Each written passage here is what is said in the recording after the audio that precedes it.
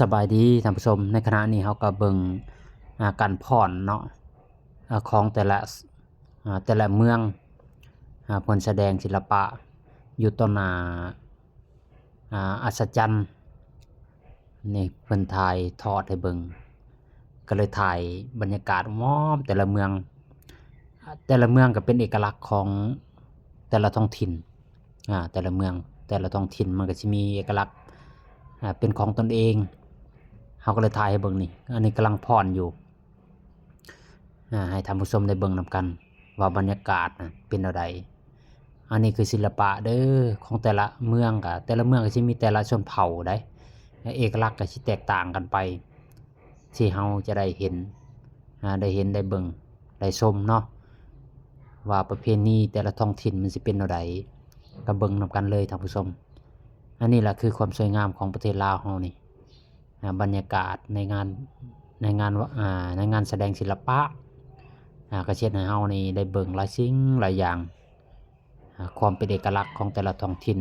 แต่ละเมืองอันนี้ก็มีมาหลายเมืองได้หลายเมืองหลายสถานที่มาเต่าโฮมกันอันนี้ก็แสดงศิลปะถ่ายให้ท่านผู้ชมได้ติดตามรับชมนำกันความสวยงามศิลปะของประเทศลาวเฮาแต่ละท้องถิ่นก็มีแกนนำเนาะได้นำพามาแสดงศิลปะให้ชาวโลกได้เบิ่งได้ติดตามรับชมความสวยงามของแต่ละท้องถิ่นเป็นเอกลักษณ์ที่น่าติดตามเป็นอย่างยิ่งท่านผู้ชมศิลปะแบบนี้หาชมได้ยากนี่แหละรุ่นลูกรุ่นหลานเนี่ยเป็นผู้สืบทอดมาแสดงให้ชาวโลกได้เห็นเอกลักษณ์แต่ละท้องถิ่นว่ามันสวยงามส่ำใดเฮาเป็นลูกเป็นหลานก็จะได้สืบสานประเพณีอันดีงามของบรรพบุรุษตั้งแต่อดีตจนถึงปัจจุบันนี่แหละท่านผู้ชมก็เลยถ่ายให้ท่านผู้ชมนะครับชมนำกันบรรยากาศดีๆแบบนี้หาชมได้ยากนี่ท่านผู้ชมจะแพนกล้องให้เบิ่งเด้อนี่เด้อ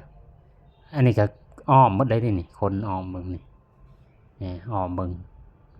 หลายผู้ใดก็อยากเบิ่งอยากชมสิ่งจบๆงามๆนี่ถ่ายให้ท่านผู้ชมรับชมนำกันได้เป็นได้เห็นได้เป็นบุญที่เราได้เห็นได้ชมมาแต่ต่างเมืองต่างแขงได้ที่มากหน้าหลายตาที่มารับชมในขณะนี้มันก็เฮ็ดให้เราได้รับชมสิ่งใหม่ๆท่านผู้ชมนี่ความสวยสดงดงามนครไกรสอนพรหมวิหารเชิญท่องเที่ยวนมัสการปี2025ก็เลยจะมาโพสต์ให้ทางผู้ชมได้เบิ่งได้ชมนำกันปีนี้คือเป็นปี2025นี่เป็นปีท่องเที่ยวท่านผู้ชมเฮาก็เลยประมวลภาพเก่าให้ท่านผู้ชมได้รับชมนำกันนี่ความสวยงามของแต่ละเมืองที่มาแสดงให้ท่านผู้ชมได้รับชมกันเห็นบ่เอกลักษณ์แต่ละเมืองแต่ยังเขาสิมีป้ายส่องแสงถึงเอกลักษณ์ของแต่ละเมืองให้ชาวโลกนะครับฮู้เนาะได้เบิ่งได้ชมเอกลักษณ์แต่ละเมืองเป็นจั่งใดแตกต่างกันจั่งใดอันนี้ก็เมืองท่าปางทองนี่ท่านผู้ชมก็มีหลายเผ่าชนที่เราได้เห็นในนี่เห็นในขณะนี้นี่อันนี้ก็เมืองนองขบวนเมืองนอง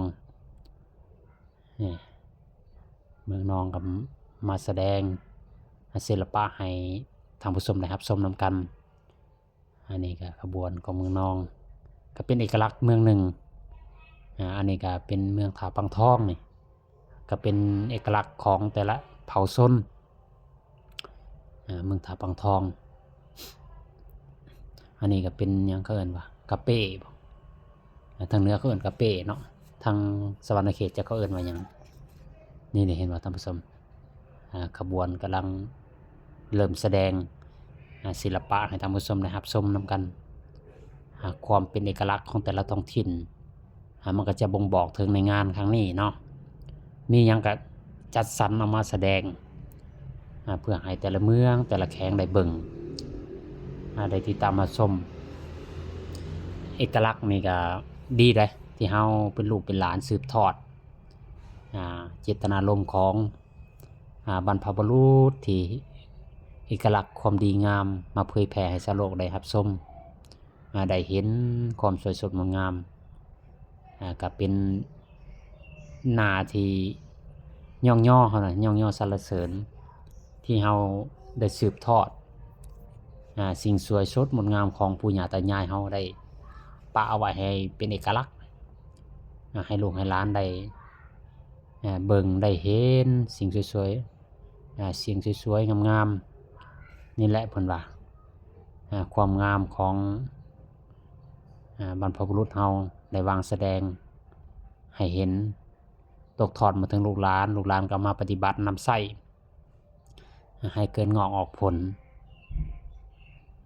อันนี้คือการแสดงท่านผู้ชมเป็นงานอันหนึ่งที่น่ายังยอสรรเสริญเป็นอย่างยิ่งถึงความสวยสดงดงามในครั้งนี้ก็ให้ท่านผู้ชมได้เบิ่งนำกันสวยสดงดงามอย่างยิ่งท่านผู้ชมได้เบิ่งเนาะพาลูกพาหลานมาเบิ่งมาชมในงานเฮาก็จะได้เห็นหลายอย่างได้นี่มีมาแต่หลายเมืองหลายแขวงอันนี้ก็เป็นเอกลักษณ์เห็นบ่การนุ่งถือก็สุดสีแดงนี่นะบ่งบอกถึงแต่ละเผ่าโซนในเขตท้องถิ่นนั้นๆที่เป็นเอกลักษณ์โดดเด่นนี่แหละลูกหลานก็จะได้สืบทอดงานศิลปะแต่ละท้องถิ่นมีอยู่16แขวงเนาะเอาแม่น14ตัวเมืองแล้วก็1นครจะได้เห็นว่าไงเอาศิลปะแต่ละท้องถิ่นมาแสดงท่านผู้ชมได้รับชมนำกันเป็นเอกลักษณ์อย่างหนึ่งที่เราจะได้เบิ่งได้เห็นหลายอย่างแล้วก็ติดตามเบิ่งนะท่านผู้ชมว่าสวยสดงดงามจังไดเบิ่งนะเป็นเอกลักษณ์อย่างยิ่งนี่แหละเพิ่นว่าน่าชมเชยอย่างยิ่งที่เราได้เห็นความจบงามๆแบบนี้หาชมได้ยากเลยท่านผู้ชมจังว่าไงปีหนึ่งมี1หนเพิ่นได้แสดงศิลปะต่างๆให้เราได้รับชมได้เห็นนำกันอันนี้ก็มีแต่ผู้ใหญ่เนาะผู้ใหญ่มาเบิ่งผู้ใหญ่ผู้สำคัญของภายในและต่างประเทศที่มารับชมศิลปะในครั้งนี้แล้วก็พร้อมไปด้วยชาวโลกชาวต่างประเทศประเทศอ้อมเคียงเฮาเนาะ5ประเทศ4ประเทศนี่ก็จะได้มาร่วมมาเบิ่งศิลปะการแสดงของแต่ละท้องถิ่นของลาวเฮาอยู่แขวงสะหวรรณเขตนี่เห็นบ่พร้อมเพรียงการแสดงก็มีหลายสิ่งหลายอย่างได้ขบวนแห่ที่เฮาได้เห็นผ่านๆมาแต่ละเมืองก็จัดสรรสิ่งแสดงมาเป็นระบบระเบียบเรียบเรียงเรื่องที่สื่อสารให้ท่านผู้ชมได้เบิ่งได้ชมนำกันก็เป็นสิ่งที่น่าอัศจรรย์น่ายองยอสรรเสริญที่ถ่ายทอดให้ท่านผู้ชมได้เบิ่งอย่างจบอย่างงามว่าไงอย่างเป็นระเบียบผู้เบิ่งก็ตื่นตาตื่นใจที่ได้ชมสิ่งใหม่ๆที่ได้แสดงให้เบิ่งนี่แหละคืออันนี้คือเป็นเอกลักษณ์อันยิ่งใหญ่ของแขวงสะหวรรณเขตเพราะว่ามีวัฒนธรรมล้ำเลิศหลายเผ่าชนที่ได้มาแสดงให้เบิ่งในครั้งนี้มีโอกาสก็มาเบิ่งอีกเนาะเพิ่นว่าแต่ละปีเพิ่นก็จะจัดงานแสดงให้เบิ่งให้ชมในบุญประเพณีต่างๆของชาวสะหวรรณเขตชาวสะหวรรณเขตนี่ก็มีหลายอย่างนี่ถ่ายทอดอันนี้ให้ท่านผู้ชมได้เบิ่งนำกันนี่เมืองถาปางทองอันนี้ก็คำขวัญนี่ ผ่นป้ายในคำขวัญเมืองของเพิ่นแล้วก็ติดตามมาด้วยภาพเนาะของเมืองของเพิ่นภาพแหล่งท่องเที่ยวที่แสดงถึงเอกลักษณ์ของเมืองนี่อันนี้ก็ออกไปแล้วเมืองถาปังทองก็เป็นของลูกหลานเนาะของแกนนำเฮานี่นำพาโดยแขกผู้อาวุโสติดตามมาด้วยขบวนประชาชนติดตามมาด้วยเมืองพาลานไซติดตามมาด้วยขบวนเมืองพาลานไซบัดนี้เมืองพาลานไซก็มีเอกลักษณ์หลายอย่างในคำขวัญของเพิ่นป้ายคำขวัญติดตามมาด้วยป้ายคำขวัญแล้วก็เอกลักษณ์หลายเนาะหลายอย่างเมืองพาลานไซนี่เป็นเมืองหนึ่งที่ค้นพบหอยไดโนเสาร์เนาะหอยไดโนเสาร์ก็มีอยู่กับตัวเมืองเลยถ้าว่าบ่ได้ไปพาลานไซก็ไปเบิ่งไปชมได้อันนี้ก็เป็นเอกลักษณ์ของเมืองอย่างหนึ่งสัตว์ดึกดำบรรพ์เนาะสัตว์ดึกดำบรรพ์อยู่เมืองครับก็มีหอยให้เฮาได้ไปเบิ่งได้ชมหอยไดโนเสาร์หลายล้านปีเนาะที่ประทับอยู่หอยหินหอยหินอยู่เมืองพาลานไซอันนี้ก็คือกระบวนของเพิ่นกระบวนแสดงถึงเอกลักษณ์ความเป็นเอกลักษณ์ของเมืองพาลานไซที่ให้เฮาได้เบิ่งตื่นตาตื่นใจก็ผสมผสานกันหลายเนาะหลายเผ่าชนเมืองพาลานไซก็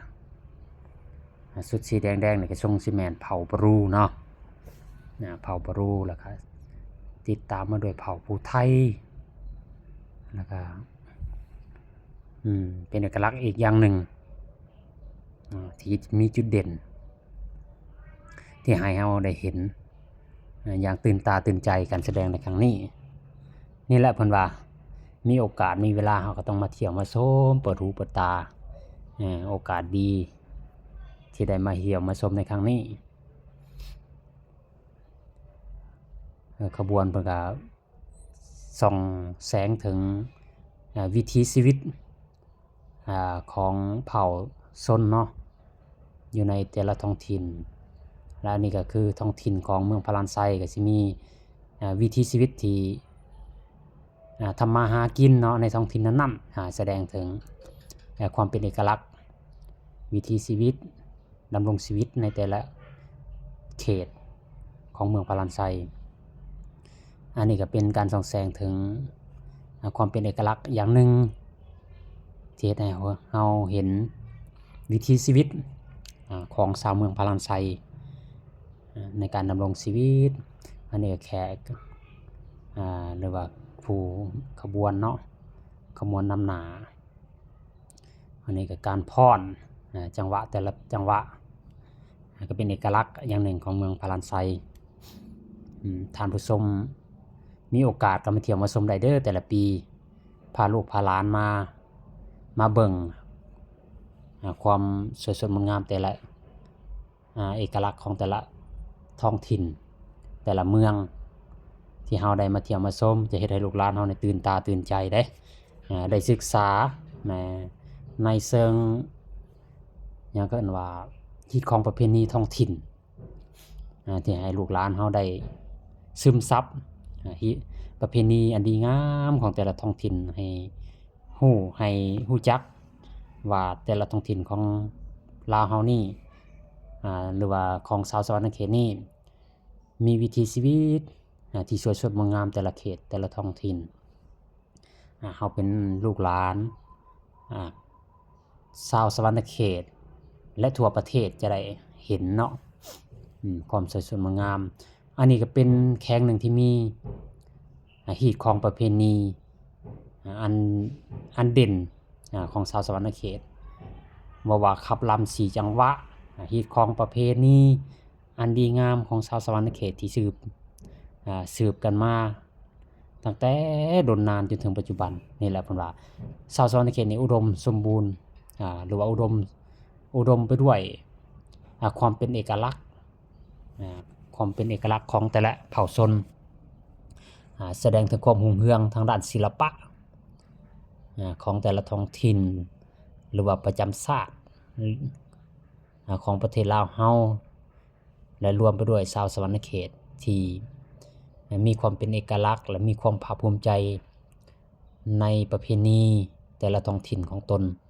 ที่เอามาแสดงให้ท่านผู้ชมได้รับชมในครั้งนี้เนาะนี่ก็เป็นอันดีงามได้ท่านผู้ชมที่เราได้เห็นกันการแสดงออกถึงความเป็นเอกลักษณ์ที่ลูกหลานมาถ่ายทอดให้เห็นในครั้งนี้ก็น่าภูมิใจท่านผู้ชมน่าภูมิใจน่ายินดีอย่างยิ่งอันนี้ก็จบลงไปแล้วเนาะการแสดงของเมืองพาราณไซของชาวเมืองพาราณไซส่องแสงถึงวิถีชีวิตแต่ละเขตอันนี้ขบวนนี้จบไปเนาะก็จะมีขบวนแต่เมืองต่อไปต่อมาเมืองต่อไปเนาะจะได้สืบต่ออันนี้ก็จะเป็นเมือง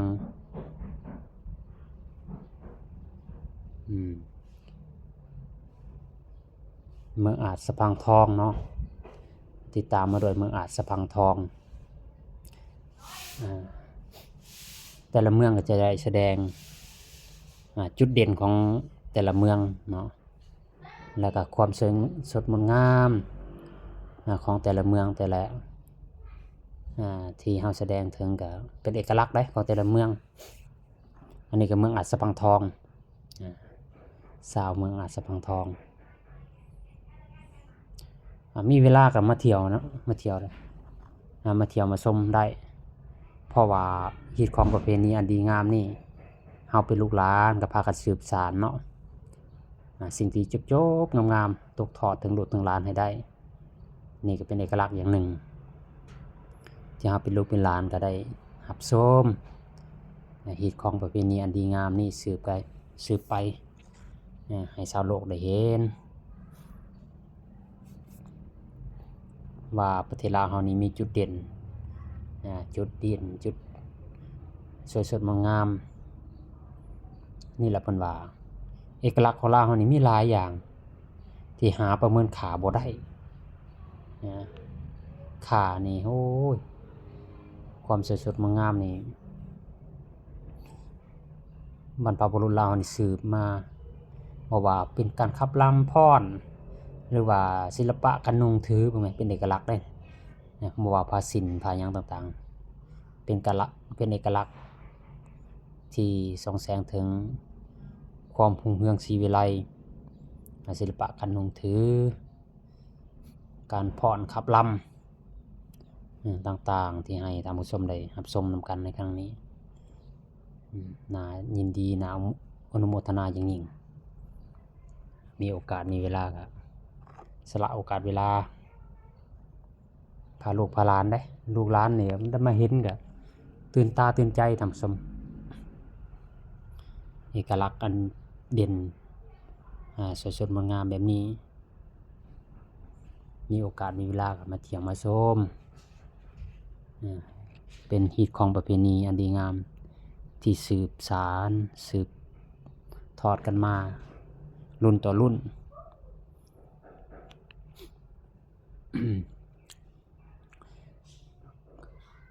แบบสง่าเนาะสง่าการฟ้อนรำของเมืองอาจสะพังทองนี่การ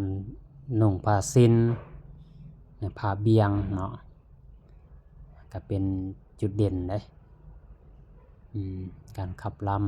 ำของเมืองแขกต่างเท่าแขกต่างดาวเท่าต่างเมืองมาเที่ยวมาชมกันน่าตื่นอกตื่นใจที่ได้เห็นการแสดงศิลปะของแต่ละเมืองอันนี้ก็จบไป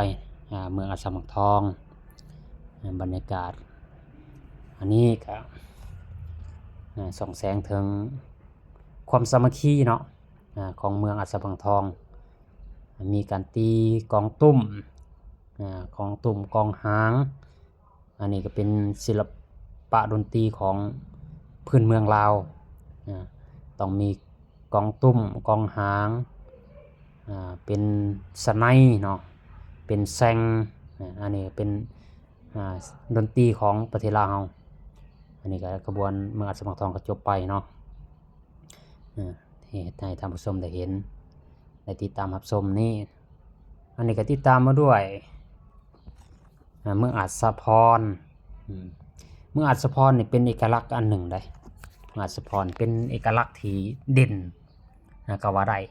เอกลักษณ์ของเมืองอัสสัมชัญบ่ว่าเป็นชนเผ่าบรูเนาะกระบองใหญ่เผ่าบรูเมืองอัสสัมชัญที่จุดเด่นๆที่ชาวโลกลือซาแต่ละปีเพิ่นก็จะได้จัดได้งานชนเผ่าบรูอยู่เขตจุดชุมพลงามเป็นเอกลักษณ์ของเผ่าบรูแหละเมืองอัสสัมชัญจุดเด่นสุดดังไปทั่วโลกชาวโลกก็รับรู้ก็ว่าได้ชาวโลกรับรู้ว่าเอกลักษณ์ของเผ่าบรูนี่เด่นเป็นศิลปะที่เด่นเป็นเอกลักษณ์อันหนึ่งที่เห็นแล้วตื่นอกตื่นใจน่าตื่นเต้นเบิ่งในการแสดงแล้วแล้วก็เป็นเอกลักษณ์เผ่าหนึ่งที่มีจุดเด่นเป็นของตนเองเนาะมีการแห่กระบองแต่สมัยก่อนนี่ก็มีลวดมีลายได้แบบว่าเคิ้นว่าสักลายเต็มโตอันนี้ก็เป็นเอกลักษณ์อันหนึ่งที่ส่องแสงถึงเผ่าที่มีจุดเด่นทางด้านศิลปะตั้งแต่ใดมาเนาะของเผ่าบรูเมืองอัสสัมชัญแต่แขกต่างประเทศนี่เห็นแล้วตื่นอกตื่นใจหลายที่ส่องแสงถึงประเพณีที่สืบทอดมาตั้งแต่อดีตจะว่าได้อดีตจนถึงปัจจุบันแต่ก็ยังสืบสานประเพณีอันดีงามตกทอดให้ลูกให้หลานของชาวเมืองอัสสัมชัญได้เห็นกันอีกของประเพณีอันดีเด่นนี่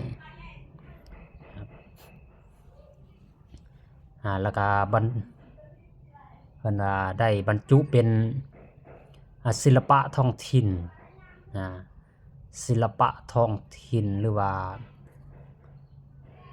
แม่นแหละศิลปะท้องถิ่นที่เป็นเอกลักษณ์อันดีเด่นเนาะอันโดดเด่นของในท้องถิ่นเป็นศิลปะแห่งชาติก็ว่าได้เด้ของเผ่าบรูนี่ก็ได้รับรองเป็นทางการแล้วทุกๆปีเพิ่นก็จะได้จัดให้แขกต่างดาวเฒ่าต่างเมืองมารับชมเนาะฮิตของประเพณีของบรรพบุรุษได้สืบทอดกันมาในงานบุญกระบองใหญ่ของชาวอัสสัมชัญเนาะแล้วก็แขกต่างดาวเฒ่าต่างเมืองก็มาทุกปีเลยที่เขามาเบิ่งมารับชมนี่นะ